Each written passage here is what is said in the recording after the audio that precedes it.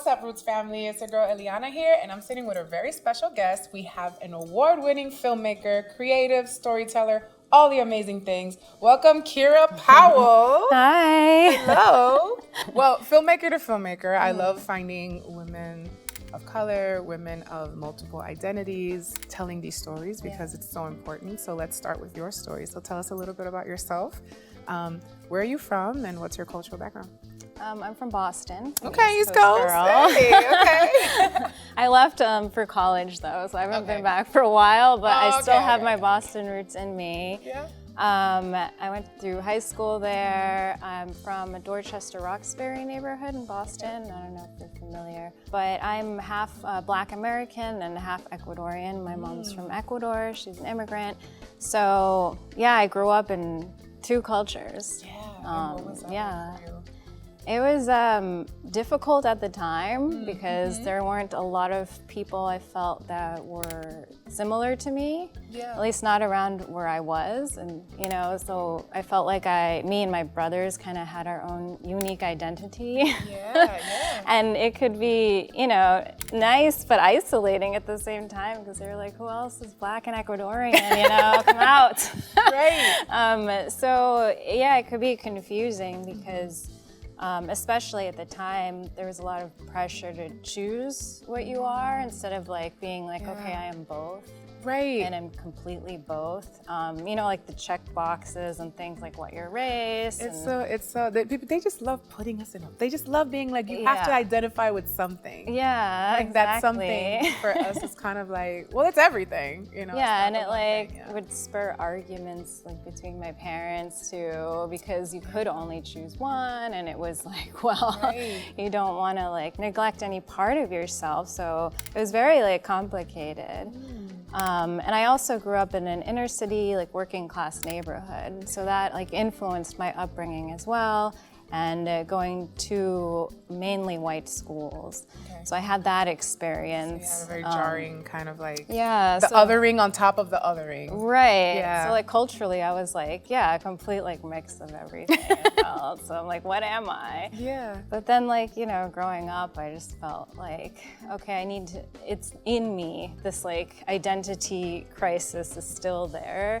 And what can I do to like heal my child self? So I started writing.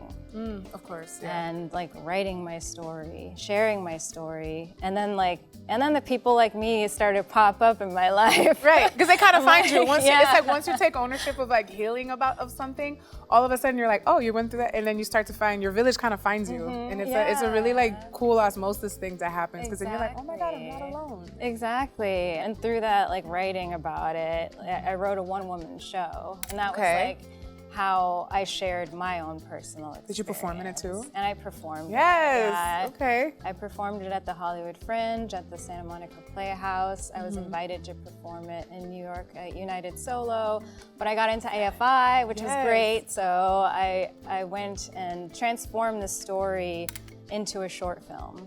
So then how did you, when you went to college, did you go to college here in LA, or how did you end up in LA? No, so I went to college in the Midwest, and I studied Where in mass the Midwest? communication near St. Louis, Missouri. Okay, because I went to college in Minnesota. Oh, okay. No. Yeah, I was like, wait, let me find out. You were in Minneapolis. Okay.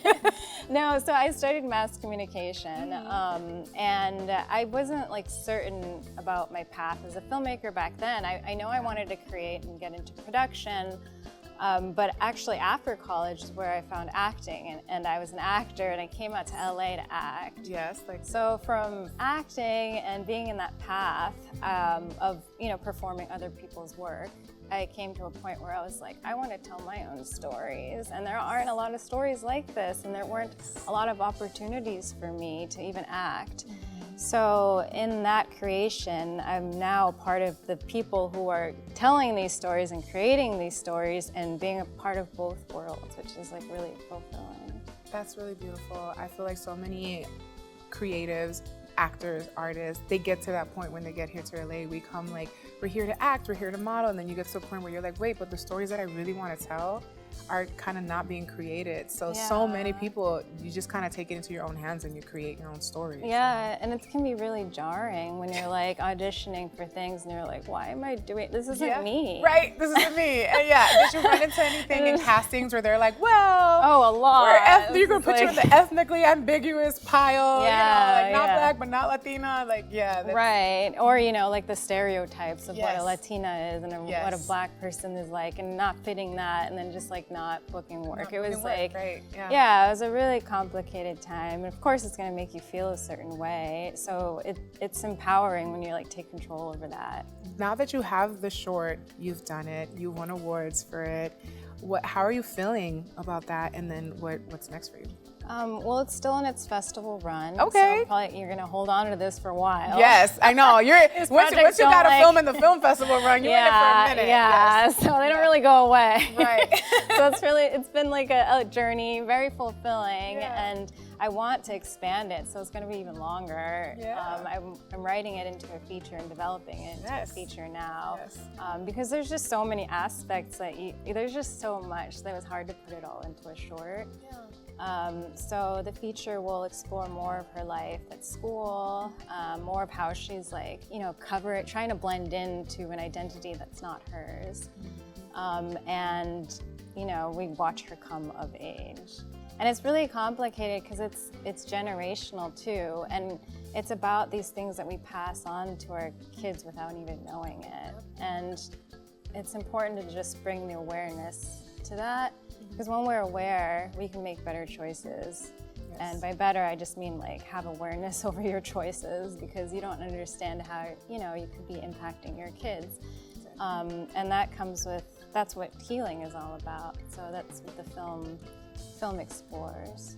Well, Kira, this has been such a good conversation. I love what you're doing, and I hope that it continues to grow. I hope the feature, you can get it, you get the money that you need to get it done, put it out there. Tell our viewers where they can follow you and support your work. Yeah, you can follow me. I use Instagram mainly it's Kira Powell, so ITS Kira Powell. Not Facebook, because it's more like family and friends. But yeah, Instagram's good. We got it, yeah. No Facebook.